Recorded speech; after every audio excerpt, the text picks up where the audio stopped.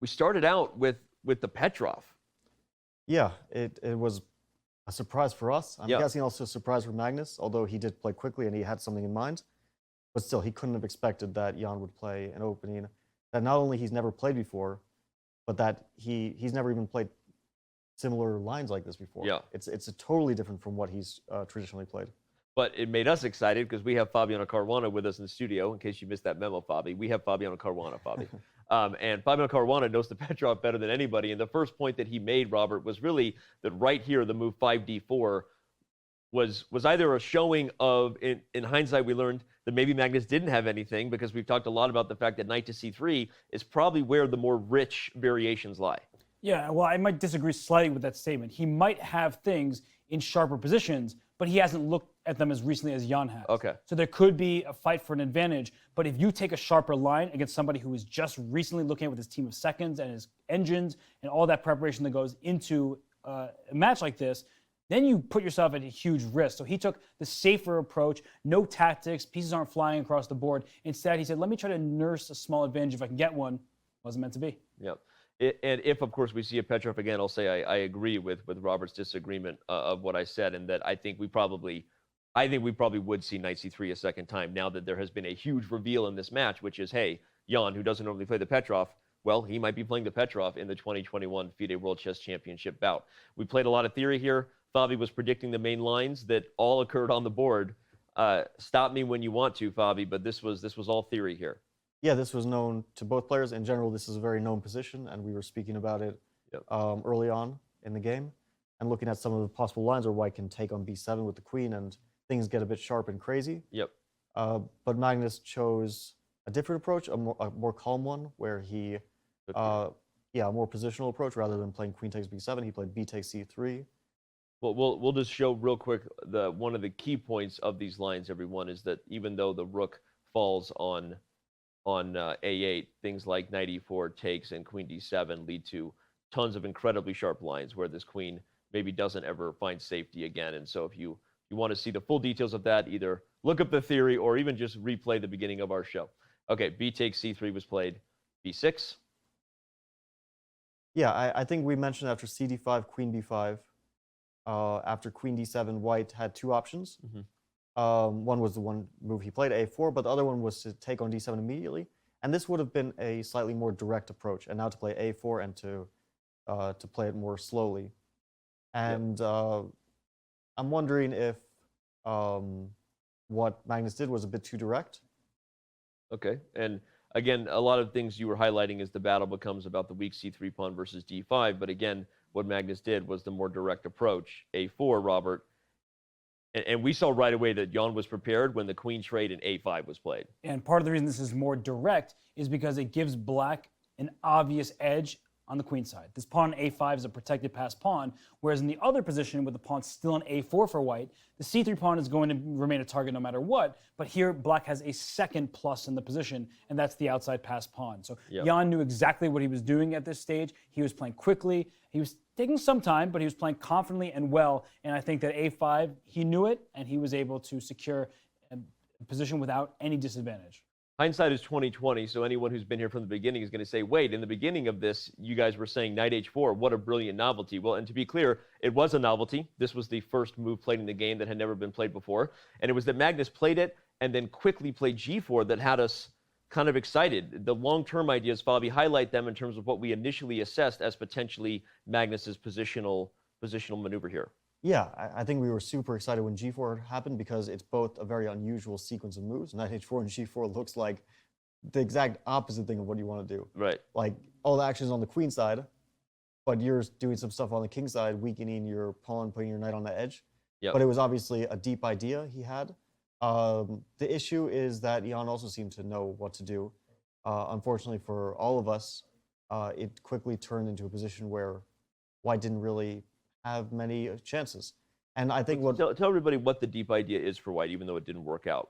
Yeah, so the knight is rerouting. It looks like a great knight on f3, but it's not really doing much. So the knight is rerouting itself to e3 potentially, or to f4, where it attacks black's only weakness in the position, which is the d5 pawn, which is a very serious weakness. The problem for white is that he has his own weaknesses. c3, as we saw, was a very bad weakness. and black is saved by this passed a pawn. The position we got in the game, Yep. as Robert mentioned before, this passed a pawn is black's saving grace here. Rook to c8 was played, and it was so we were jumping out of our seat a little bit, knight h4 and g4, and then when Jan played not just knight d7 but rook c8 quickly, you noticed something. What you both did, you noticed. I'll start with you, Robert. That okay, he must also still be okay because this is a big moment. Which rook should you put on c8, A or F? Should you move the knight to f6 first, right? So playing a move like this quickly was kind of revealing, right? It certainly was, because the way this position becomes, the dynamic is different. It is level by objective evaluation, but it's not symmetrical and it's not exactly balanced. Black has this outside pass pawn, the A pawn. White has this pawn on d4 that eventually started pushing up the board. So there are things to think about for both sides because you're playing on different areas. Although both sides with the pass pawn, they can march them a little bit, but not all the way, and they were able to maintain the balance. And obviously after rook c8, bishop f4, we didn't have much else to look at. And in hindsight, again, being 2020, we were already calculating lines that probably were the best variations for both players to go for. Yeah, the problem from White's point of view is that he's really forcing black's moves here. If black doesn't take on f4 and take on c3, he risks losing. Yep. So Jan's decisions were not too difficult.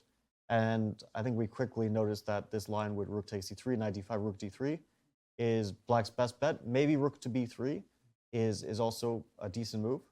And it looked like Magnus was a bit surprised by rook to d3, so maybe he was more ready for rook to b3.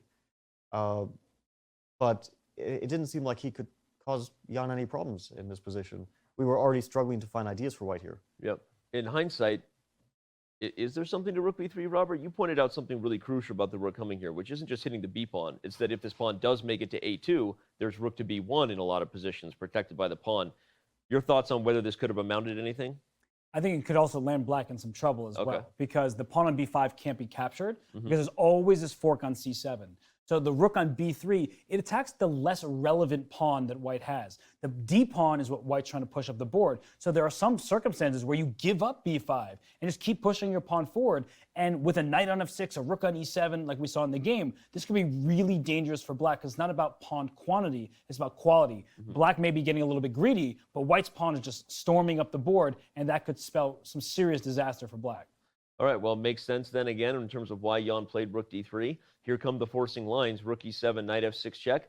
You guys were already pointing out that anytime Magnus wanted it, he would have a draw with knight e8 check. And of course, the reasons there are that the king can't really escape checks without making matters a lot worse for himself in variations like this. So on that note, we saw one repeating. Then we saw a move d5. Pawn is, of course, poisoned due to the fork on f6. But it was all at this point, as you were pointing out, Robert, maybe just a Magnus bluff. There was nothing to it. Yeah, I don't think it was a bluff, but you can't win a game you've already drawn. And so Magnus has done so well over the years, winning positions that most other top grandmasters would just have agreed to a draw 10 moves earlier. He is relentless in putting that pressure on you. And because he goes the distance every time, you can't let up as his opponent. So I think it's a good decision because it's not just about this game, it's about the match as a whole. Magnus is saying that I am going to fight until I just don't see anything left. And we heard them after their game finished, they were talking back and forth. Magnus like, hey, there's nothing there, I'm just going to repeat. The time is now to make the draw. But he's just showing a little something that he wants to fight whenever he's given the chance to. Any other comments on this moment here? G5 supported the knight, but after A3, we know what we saw, which was a repeating of moves and the draw. Any last thoughts on something Magnus could have done? I think that Magnus's last chance, they were discussing d6, and this is the most direct approach, and it doesn't quite work out in terms of proving an advantage. Yep. Maybe h4 would have still been a bit tricky. I keep mentioning this move, and of course, it's not like it really changes the evaluation. It would still be equal, and I think Robert mentioned a good move in response, h5. But at least it couldn't have hurt him to try this, and I'm a bit surprised that he went for the immediate repetition. I think he was calculating d6 for a long time. Let's show one more time why it's nothing special. d6, knight e6, d7, and Jan mentioned the move rook d8. They were also talking about knight g5, which might also be good, but rook d8 seems even easier, and here black has no real problems to speak of. So I think Magnus spent all his time looking at these kind of lines, and then he was low on time, and he didn't really want to play a position and potentially take a risk being low on time for the rest of the game. So he repeated, which is a practical decision under the circumstances. But yeah, it feels a bit like overall this game is a big success for Jan, surprising Magnus in the opening. I don't know if we'll see Magnus return to e4, at least for the next few games with white. If he returns to e4, he'll need to have something big in mind, because I think that Jan has shown his intention is to play the Petrov. I don't think that he's going to be switching openings with black. He showed very good prep and understanding of the position and of the opening as a whole. So I think most likely Magnus will try to probe in other lines in the closed openings, maybe with d4, maybe with knight f3 or c4 on the first moves. Well, you already answered what was going to be my final question, is how should the challenger be feeling right now? But you said this game that should probably be seen as a big success for Jan and his team, clearly surprising Magnus, and Magnus not getting anything despite having white on the rest day. Chess.com's coverage of the 2021 FIDE World Championship is brought to you by Coinbase. Whether you're an experienced trader or just looking to make your first crypto purchase, Coinbase has you covered. Visit coinbase.com/chess to get $5 in free Bitcoin just for verifying your account today.